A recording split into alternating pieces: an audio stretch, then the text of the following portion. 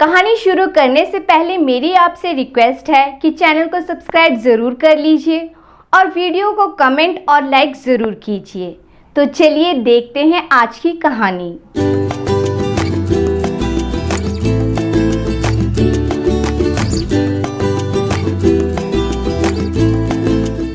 बहुत समय पहले की बात है। एक महाजन की पत्नी अपने 3 बेटों और बहुओं के साथ एक गांव में रहती थी। सुखी परिवार था और सब लोग आराम से रहते थे। माँ ने अपने तीनों बेटों को बताया था कि यह जमीन और जंगल तुम्हारे पिता के बड़े परिश्रम का फल है। जमीन की उपज और जंगल की लकड़ी बेचकर उन्होंने इतने ढोर डंगर खरीदे थे और इतना बड़ा घर बनाया था कि जिसमें सारा परिवार सुख से रह सके। विधु, जो सबसे छोटा बेटा था, बोला, हाँ माँ, मुझे पिताजी के साथ सुबह सुबह अपने खेतों में जाना अब भी याद है। मुझे खलिहानों में काम करना बहुत भाता रहा है। वे किसान का बेटा था और अपने पिता की ही तरह खेती बाड़ी करता था। उसे कड़ी मेहनत करनी पड़ती थी। मजदूरों को संभालना, उपज को इकट्ठा करना, उसके लिए सही खरीदार ढूंढना आदि जैसे काम करने पड़ते थे। फिर भी अपनी जमीन, अपनी मिट्टी से उसे बहुत प्यार था। माँ अपने दोनों बेटों की तरफ देखते हुए बोली, और तुम्हारे पिता को दोनों की सफलता पर बहुत खुशी भी थी, पर जमीन के प्रति तुम्हारे इस प्यार की वे बहुत कदर करते थे और इसीलिए अपने आखिरी समय में उन्हें किसी तरह का दुख या कलेश नहीं था। उनकी अंतिम इच्छा यही थी कि इस जमीन जायदाद का बंटवारा ना हो और इस विशाल घर में तुम लोग मिलजुल कर एक साथ रहो। साधु, जो उनका सबसे बड़ा बेटा था, वह बोला, हाँ माँ, हम कभी उनकी इस इच्छा के विरुद्ध नहीं जाएंगे। साधु पंडित था। गांव और उसके आसपास के लोग साधु से कई मामलों में राय लेने आते थे, तो साधु का गुजारा बढ़िया तरीके से हो जाता था।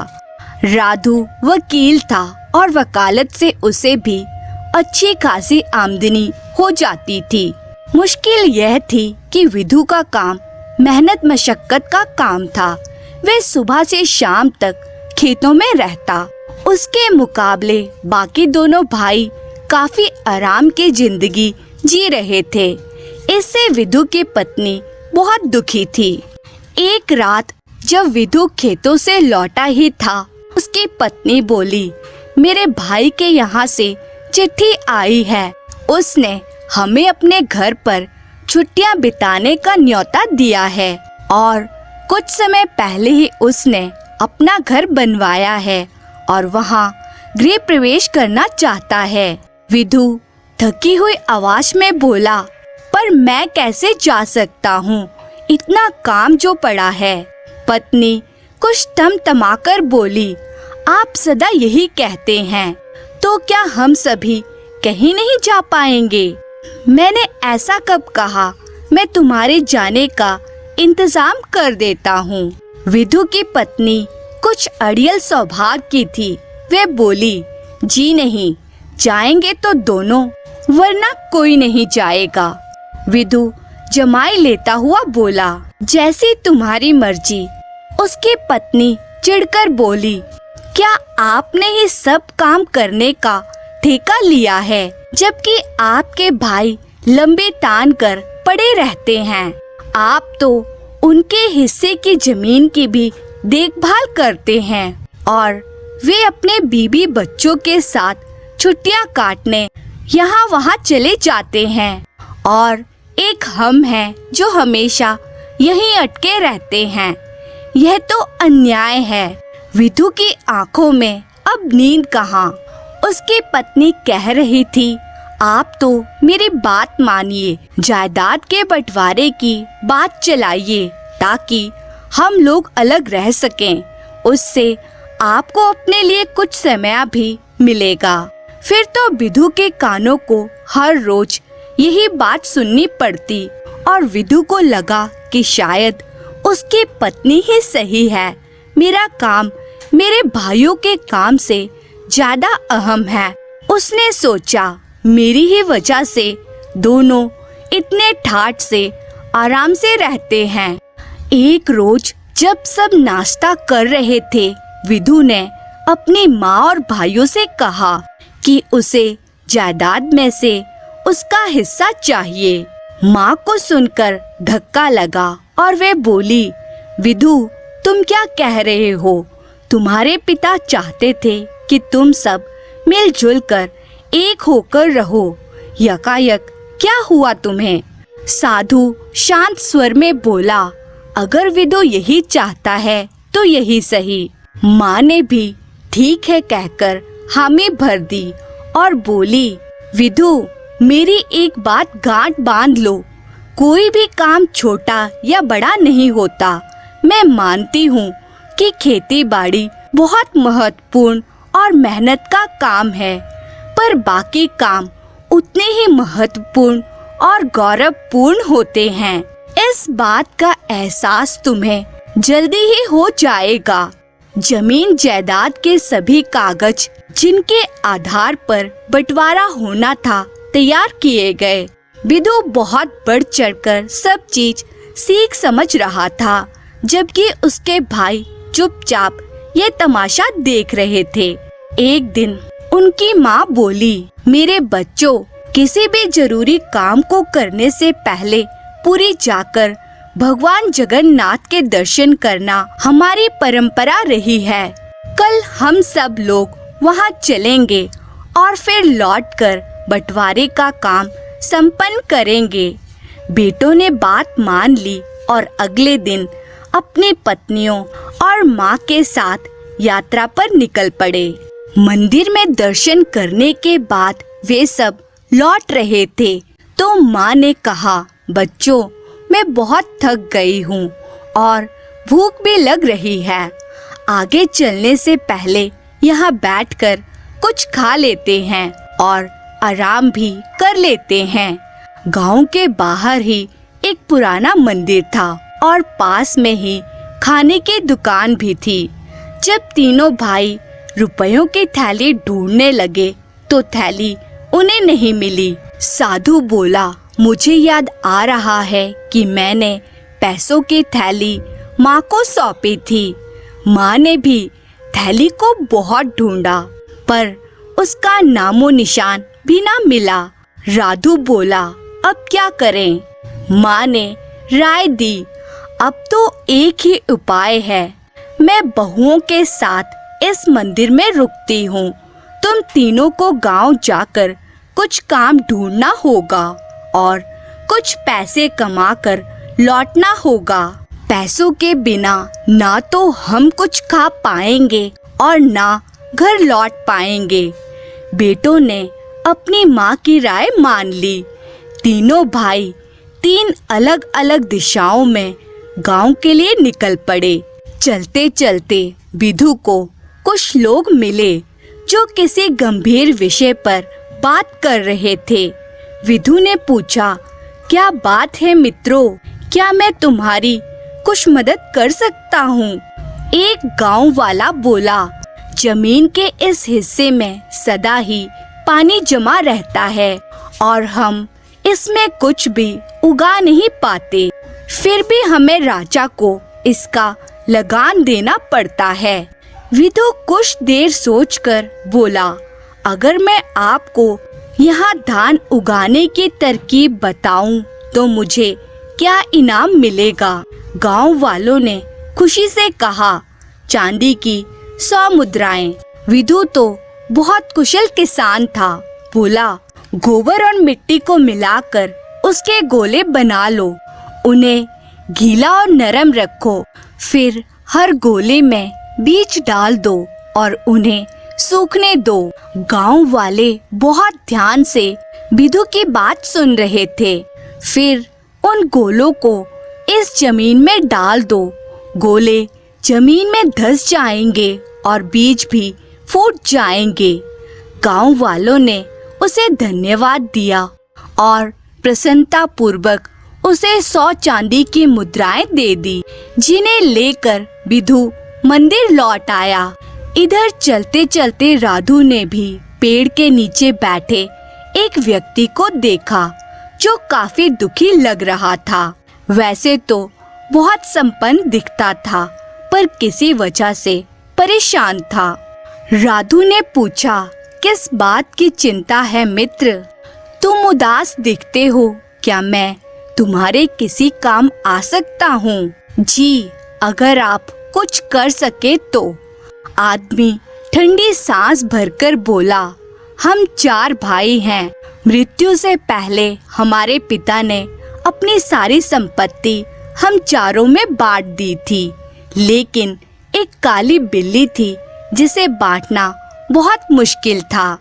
हमने फैसला किया कि बिल्ली हम सबकी साझी होगी, लेकिन चारों भाई उसकी एक एक टांग के मालिक हो गए। एक दिन बिल्ली छत से नीचे गिर गई और उसकी वही टांग टूट गई जो मेरे हिस्से आई थी। मैंने बिल्ली की जख्मी टांग पर तेल से भीगी हुई पट्टी बांध दी। मेरी बिल्ली को आँच अच्छी लगती थी तो वह चूल्हे के पास जाकर सो गई।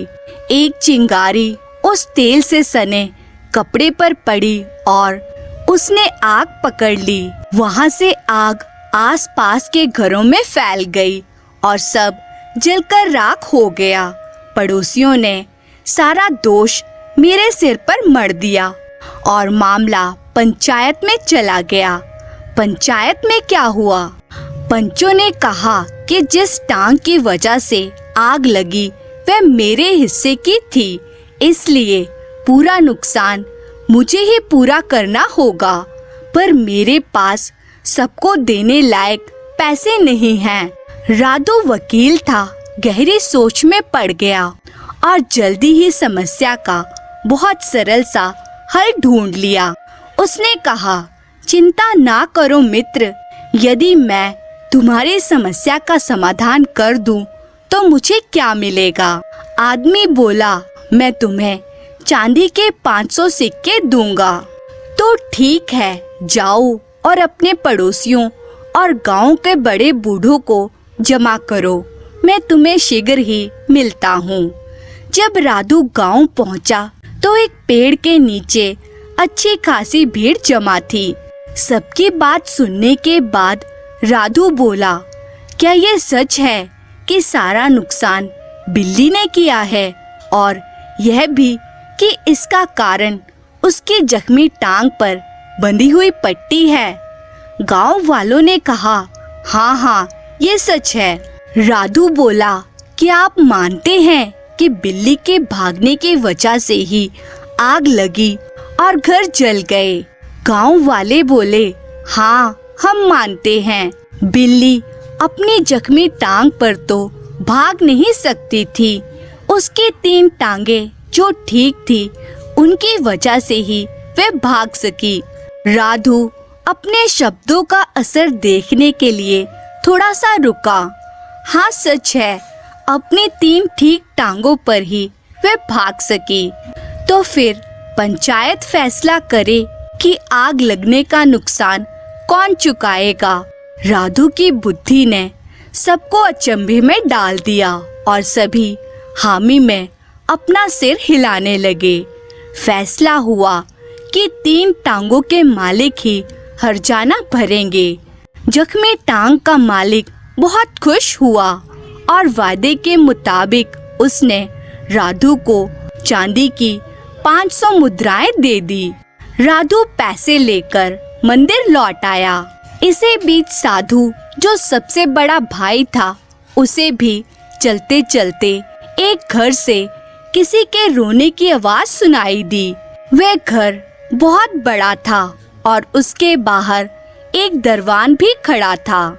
उसने दरवान से पूछा, ऐसे आलीशान घर में रहने वाला रो क्यों रहा है?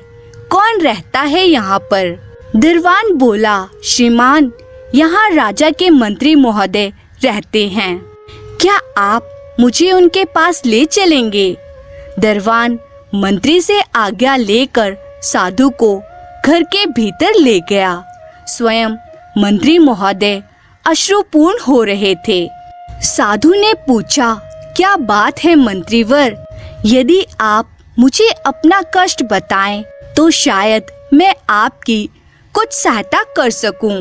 मंत्री ने साधु को देखकर और उसके शब्दों से अनुमान लगाया कि वह एक विद्वान पुरुष है। वह बोला, राजा लोग भी अजीब सन के होते हैं। हमारे राजा ने मुझे उनके हाथी का वजन पता करने के लिए कहा है। अगर मैं ऐसा करने में असफल रहा तो मेरा सिर धड़ से अलग करवा दिया जाएगा। इतना कहकर मंत्री फिर रोने लगा। कुछ देर सोचने के बाद साधु बोला, चिंता ना करे पूज्यवर, यदि हाथी का वजन पता लगाने में मैं आपकी सहायता करूं तो मेरा पुरस्कार क्या होगा। मंत्री तो मंत्री था, उसने भी अपने रुतबे को ध्यान में रखकर जवाब दिया, आपको इस काम के लिए 1000 स्वर्ण मुद्राएं दी जाएंगी। साधु ने मंत्री से कहा कि उसे हाथी के पास ले जाएं। वहां से हाथी को एक ऐसी नदी के किनारे ले जाया गया जहां बहुत सी नौकाएं खड़ी थी। साधु ने कहा, कृपया महावत से कहिए कि हाथी को नाव में खड़ा करे। ऐसा करते ही नौका पानी में धंसने लगी और धंसना रुक गया। जहाँ तक नौका धंसी है, कृपया वहाँ निशान लगाइए।